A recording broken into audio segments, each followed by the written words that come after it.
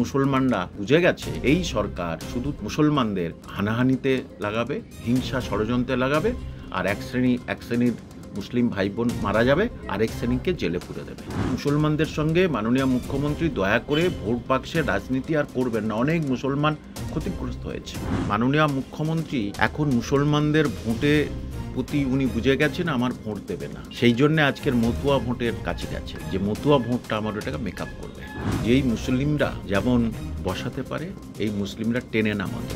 Unaided মাদ্রাসায় পুরুষ মহিলা বাড়ি সংসার নামাজ ছেড়ে তারা রাজপথে নেমেছে। তাদের 11 মাস হলো মাইনে নেই, আর মদের ভাটি করতে গেলে 3 মাসেই লাইসেন্স।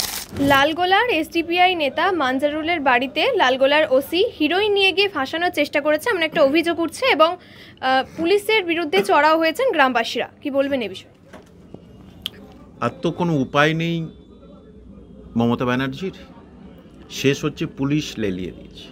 কিন্তু এখন সংখ্যালঘু এলাকায় এরা এত ক্ষিপ্ত হয়ে গেছে যে অন্যায় কিছু দেখলে কিন্তু এরা পুলিশ প্রশাসন কাউকে ছাড়ছে না।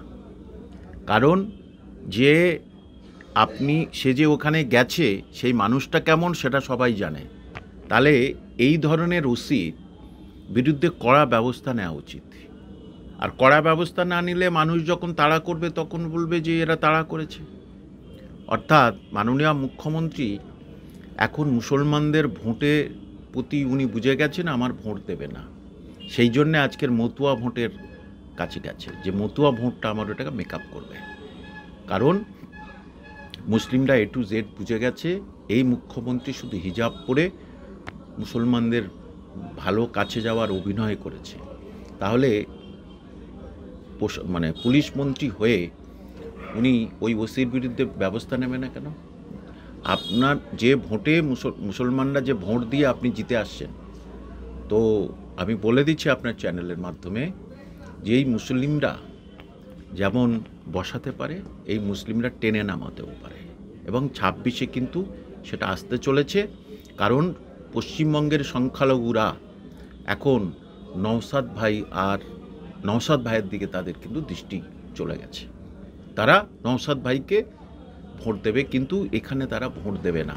তাহলে এই যে পুলিশ অফিসার আজকের আপনারা খবর করেছেন বলে আমরা জানতে পেলাম, এমন অনেক আছে এইরকম মুসলিম নিরীহ ব্যক্তির উপর এরকম অত্যাচার করছে, সে এই সরকারের পক্ষ নেয় না বলে তার উপরে এই অবস্থা। এবং মুর্শিদাবাদের একচেটে মানুষ এখন কিন্তু তৃণমূল বিরোধী হয়ে গেছে। ওখানে দুটো ভোট দুদিকে যাবে, এক হচ্ছে আমাদের অদিতদার কাছে যাবে, আর আমাদের নওশাদ ভাইয়ের কাছে যাবে, আর ওই বর্ডার এলাকাটায় আসাদুদ্দিন ওয়াইসির কাছে যাবে। সেটা কিন্তু তৃণমূল বুঝতে পেরেছে।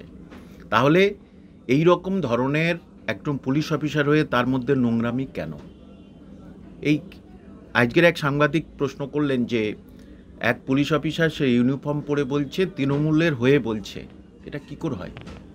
তাহলে ইমিডিয়েটলি ওই পুলিশ অফিসারকে ক্লোজ করতে হবে, ওর বিরুদ্ধে আইনানুগ ব্যবস্থা নিতে হবে।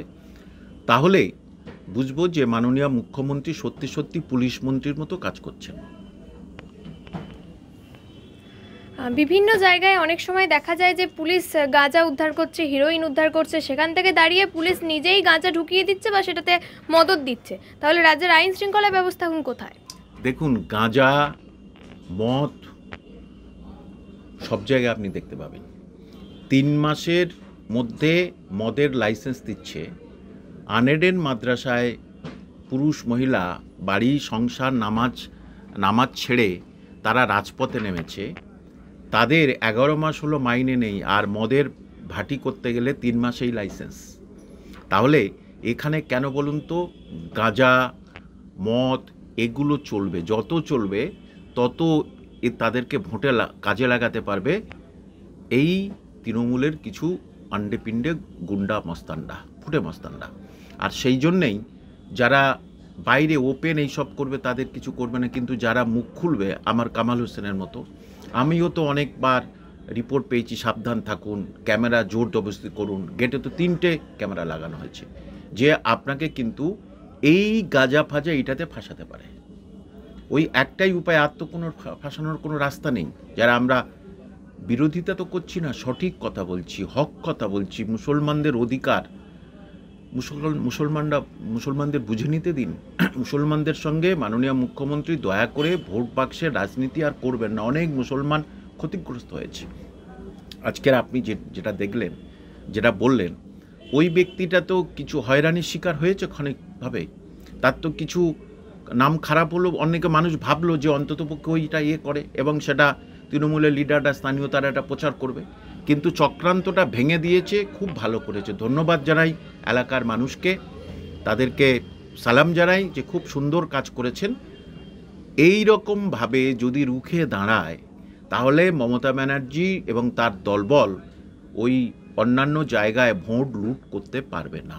ঠিক যেন রুখে দাঁড়াতে হবে, যেমন ওসির বিরুদ্ধে রুখে দাঁড়িয়েছে, ঠিক সাধারণ মানুষকে রুখে দাঁড়াতে হবে ন্যায়ের পক্ষে, যাতে তার ভোটটা সে দিতে পারে। কাকে দেবে সেটা তার ব্যক্তিগত ব্যাপার, তাহলে তার ভোটটা তাকে দিতে দিন। জানে তো ভোট দিলে আমার কাছে পড়বে না, ভোট তো অন্য জায়গায় যাবে, সেটাই ওনার ক্ষতি। এবং এসডিপিআই যে নেতার বাড়িতে পুলিশের এই ধরনের অভিযোগ উঠছে তিনি একজন মুসলিম, তাহলে কি বারংবার মুসলিম সমাজকে বা মুসলিম সম্প্রদায়কে বারংবার টার্গেট করা হচ্ছে ইচ্ছাকৃতভাবে? এখন তাই বেশি। আমি কামাল হোসেন তো বহু টার্গেট হয়ে আছি, আমাকে 2-3টে বিভিন্ন জায়গা থেকে হুমকি চিঠি দিয়েছে। হ্যাঁ, তা হুমকি চিঠিতে যারা পিছনে কথা বলে, যারা ভীতু, তারা তো এইরকম হুমকি চিঠি দেয় যে এইরকমভাবে তাদের কণ্ঠ বন্ধ করতে চায়, তাদের প্রতিবাদ বন্ধ করতে চায়। কিন্তু মাননীয় মুখ্যমন্ত্রী ভাবেনি যে তৃণমূলের শেষ অবস্থানে তৃণমূল পৌঁছে গেছে। মুসলমানরা আজ থেকে 10 বছর আগের পশ্চিমবঙ্গের মুসলমানের মতো নয় যে মমতা ব্যানার্জি যা বলবে সেটা তারা বিশ্বাস করবে। তারা বুঝে গেছে এই সরকার শুধু শুধু মুসলমানদের মানে হানাহানিতে লাগাবে, হিংসা ষড়যন্ত্রে লাগাবে, আর এক শ্রেণীর মুসলিম ভাই বোন মারা যাবে, আরেক শ্রেণীকে জেলে পুরে দেবে। এইটাই হচ্ছে কি এই তৃণমূলের কিছু এখন সংস্কৃতির মধ্যে অন্যতম একটা অঙ্গ হয়ে গেছে, যেটা যে ছোট্ট তমান্না। এদের বিজয় উল্লাসের বলি হয়ে গেল, একবারও তার বাড়িতে গেলেন না, একবারও তার প্রতি কোনো সহানুভূতি নেই। আর সেই আসামিরা যারা ভোট লুট করে, যারা বোমা মেরেছিল, তারা কিন্তু বুকে বোতাম খুলে ঘুরে বেড়াচ্ছে, তার মা হাউ করে কাঁদছে। এর জবাব 26-এ মুসলমানদের দিতে হবে, নওশাদ ভাইকে নিয়ে আসতে হবে। আপনারা যাকে খুশি ভোট দিন, কিন্তু মুসলমানদের অধিকার নিয়ে যে কথা বলছে নওশাদ সিদ্দিকী, আমি নিজে দেখতে পাচ্ছি। আমি যেমন কামাল হোসেন বলছি, প্রত্যেক মুসলমানদের উচিত বুকে হাত দিয়ে কথা বলুন তো, মমতা ব্যানার্জি কি ঠিক করছে? আপনি তৃণমূল করুন, কোনো অসুবিধা নেই, কিন্তু মমতা ব্যানার্জি কি ঠিক করছে আপনার সন্তানদের জন্যে, মাদ্রাসার উন্নয়নের জন্যে কি ঠিক কাজ করছে? যদি ঠিক কাজ করে তৃণমূলকে ভোট দিন, আর যদি করেনি তাহলে আপনি নওশাদ ভাইকে দিন, অন্য কোথাও দিন, আমার কিছু বলার নেই। এবং আইনের রক্ষক যারা, তারাই যদি আইন ভঙ্গ করেন তাহলে সাধারণ মানুষ ভরসা করবেন কিভাবে পুলিশের? এই যে আপনারা রাতে ভিতে আসছেন বাইট নিতে, এই যে পুলিশ আছে বলেই তো আপনারা আসতে পারছেন। এক শ্রেণীর পুলিশ কিন্তু সত্যি সত্যি ভালো। এরা, আমি নিজেই আজকের যে ধর্নায় গেছিলাম মিছিলে, সেখানে কিন্তু পুলিশ সত্যি সত্যি ভালো। তাহলে এই যে একটা এলাকার দেখছে ভোট বাক্স আমার পুরো কমে যাবে, তাহলে সেই এলাকার ওসিকে দিয়ে একটু ভয় দেখাতে হবে, একটু মানে থ্রেট দিতে হবে। কিন্তু এখন মুসলিমরা এই ওসি বলুন, পুলিশ বলুন, এদের কারোর থ্রেটে ভয় পায় না। তারা জানে চোখ খুলে গেছে তাদের। তারা ববি হাকিম আর ওই সিদ্দিকুল্লাহ চৌধুরীর মতো নয়, চোখ বন্ধ করে তারা থাকে না। তারা এখন চোখ খোলার চেষ্টা করেছে এবং সবার চোখ খোলার দিন এসেছে। উপযুক্ত জবাব দিতে হবে। এই সমস্ত পুলিশের লোকজন যারা আপনাদের পেছনে কাঠি করবে, তাদের উপরে ঝাঁপিয়ে পড়ুন আইনতভাবে। আমি বেআইনিভাবে বলছি না, আইন হাতে নেবেন না। কিন্তু এই পুলিশ অফিসারকে কি করবে এবারে মাননীয় মুখ্যমন্ত্রী? উনি তো কিছু করবেনই না। অর্থাৎ মুসলিমদের জব্দ করার পরিকল্পনা, মুসলিমদের নানা রকম কেসকাম দিয়ে তাদেরকে জেলে পোড়ানোর পরিকল্পনা। কিন্তু উনি ভুলে গেছেন কোর্টে উঠলেই কিন্তু উপযুক্ত জবাব দিচ্ছে যারা বিচারপতি, তার উপযুক্ত জবাব দিচ্ছে। সুতরাং ক্ষণিক এরকম করে ওনার কিছু হবে না, তাতে বঞ্চ ওনার ভোট ব্যাংক যেটুকু ছিল সেটুকু কমে যাবে।